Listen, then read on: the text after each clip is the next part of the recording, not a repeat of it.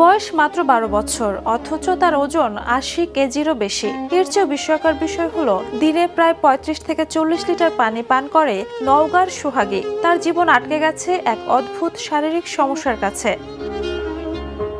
সোহাগীর এই অস্বাভাবিক অবস্থা শুরু হয় ১ বছর বয়সের পর থেকেই। মায়ের বুকের দুধ ছাড়ার পর ধীরে ধীরে পানির প্রতি তীব্র আসক্তি তৈরি হয় তার। সময়ের সঙ্গে বাড়তে থাকে ওজনও। এখন অতিরিক্ত স্থূলতার কারণে হাঁটাচলা করতে কষ্ট হয়। বেঁকে গেছে ২ পা।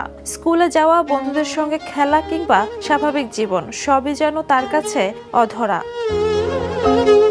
নওগাঁর মহাদেবপুর উপজেলার তাতারপুর গ্রামের দিনমজুর হাফিজুল ইসলামের পক্ষে মেয়ের উন্নত চিকিৎসার খরচ বহন করা সম্ভব নয়। বহু চিকিৎসকের কাছে গেলেও মেলেনি সমাধান।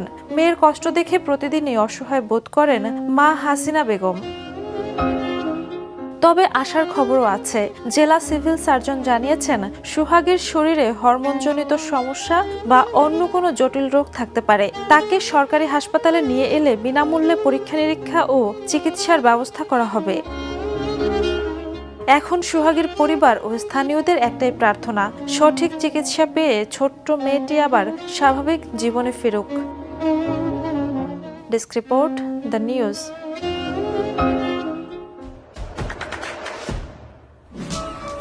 দেশে দেশে সবার সাথে দ্য নিউজ।